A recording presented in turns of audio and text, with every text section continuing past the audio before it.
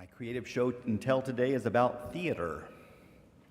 And although I'm not an super accomplished actor or award-winning actor, in college I majored in psychology, and in a twist of fate called life, I became an accountant. But in between all of life, theater was there. Here's a picture of me as Jesus from a play called Council of Love. And I did not invite any of my family or friends to come see this Jesus, because this Jesus, although he looks like the typical European white Jesus, he was a martini-drinking, cigarette-smoking brat who was not happy with the way he had been crucified on the cross. So the play of Council of Love was about the institutional church and how it's been corrupted, and that play actually displayed live artistic pornography on stage, which was interesting. Anyway, so in between all of my other activities, there's been theater. My parents actually met doing theater together, and it was a somewhat scandalous story, which we can talk about another time. And theater was also how I met my husband, who you know as the retired professional actor extraordinaire David Stahl. Happy LGBTQ Pride. Most of you already know that we met over 44 years ago at the Oklahoma Shakespeare Festival in Durant, Oklahoma. He was the star of Hamlet. And we were both in Shakespeare's Twelfth Night, and I was cast in the musical Godspell and sang the absolutely beautiful song, All Good Gifts. And I was gonna try to sing that today, but I don't have the range for that anymore. But at 18 years old, almost 19, I accepted that I was gay, and I had my first boyfriend, who we've been together 44 years later, and that has also been somewhat a scandalous story. Although I am not a professional actor, I've had some wonderful theater experiences. I licked a rat on stage when I played Renfield in Dracula. I starred in Idiot's Delight, in which we won one-act play contest in high school at the state level, and our Saint Art Miles remembered seeing that many years later. At 19, I had my most significant and only leading role, Malcolm, written and directed by the great American playwright Edward Albee, and my husband David Stahl played the villain, Professor Cox. Malcolm was the story of a 15-year-ish old innocent young man who gets corrupted by the world, and in the end of the play, he dies of alcoholism and too much sex. But it was a lovely story. And I have 40 years of stories, but we don't have time to hear all those today. So I better move on. In the 80s and early 90s, David and I were a closeted gay couple, except around the theater. The theater was the place where David and I were known, accepted as a gay couple. We felt no need to make up lies about our relationship. It could be where we would be authentic while we pretended to be somebody else, which is part of the fun of acting, to behaving and speaking and pretend to be someone that you're not. As gay people, in real life, we often made up stories to hide the nature of our relationship, and in many ways, that was acting and improvisation. And while I don't have a lot of actual acting training, acting was life. Doing theater teaches a lot of skills. And one of the most important aspects of theater training is how to speak slowly and clearly and without microphones, and so you can be heard. But we won't do that today too much. Exercise classes often involve improvisation, which is creating, performing, or composing something spontaneously in the moment without script or prior planning. And personally, I like scripts myself.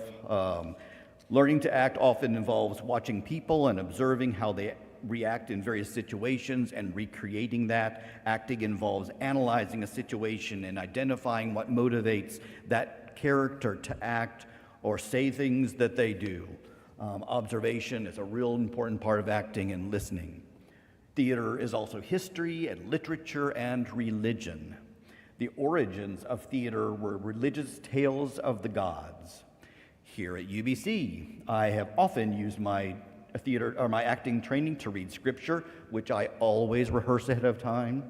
And over the 30-year period, I played all of the parts in the annual reading of the Passion Story, which we used to do on Palm Sundays as well as Good Fridays. You were also with Jesus of Nazareth of Galilee. That's the servant accusing Peter. I do not know the man. Peter, are you king of the Jews? Pilate, crucify him, crucify him. The crowd, it is finished. Jesus. Oh, but I'm not quite finished yet. Before I came to UBC, as I said, I played Jesus in the play Council of Love.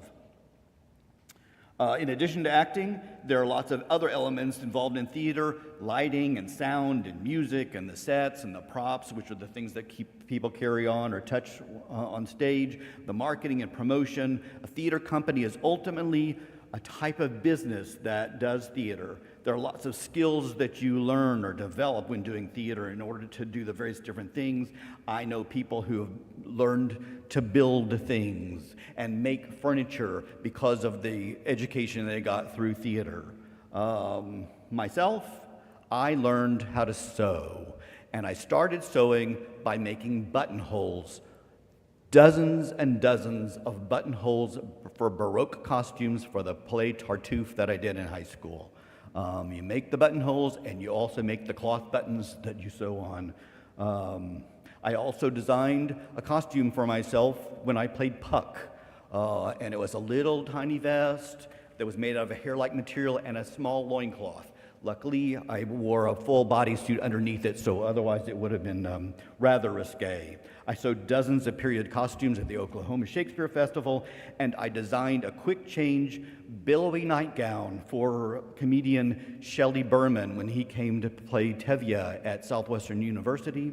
I also wound up being his driver and personal assistant, but I designed that for the nightmare scene in Fiddler on the Roof. By the time I graduated from college, I had sewn 4 different sports coats, a 3-piece suit, a bodysuit, and numerous pairs of pants, and then I discovered vintage clothing. And I stopped sewing until I just sewed some costumes for Carrie Taylor for the show next door, Gentleman's Guide to Love and Murder, which was very good. If you didn't get to see it, you missed something great. And I also was the costume designer for my first show here in Austin, which was called Seven Were Hanged, which won Best Play that year, although costume was not, I didn't get a nomination for costumes, but that's a whole nother story too. Elements of theater are incorporated into all aspects of my life. I used to, for retirement parties at work, I would make up little songs and sing them which I would make up the lyrics that went along with the person who was retiring, and I did something similar when I did conferences. I would make up songs to introduce things to people and different sections of the conference. I would monitor the lighting and essentially served as the MC as well as the stage manager. And I also use elements of theater in meetings, speaking loudly, giving the sense of energy, acting like I'm interested in something that somebody is saying when maybe I'm not, and improvising when you need to respond to questions.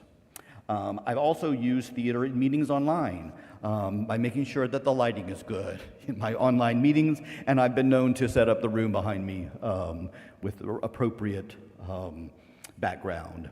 Theater folks are a very resourceful bunch. I have a barn, let's do a show. That's actually pretty much the way it often works. How do you put on a Christmas pageant with kids? You can certainly buy or rent costumes, or you can get someone like Carrie Taylor who will pull out bathrobes and scarves and pipe cleaners and socks and patches. Many of you know that I've been working on a performance piece called The Honor of the Church, and I did a abridged version of that, but I'm hoping to do a more in-depth version with pictures and video, etc., as well as music. I have a barn. I think maybe I'll do a show. Thank you.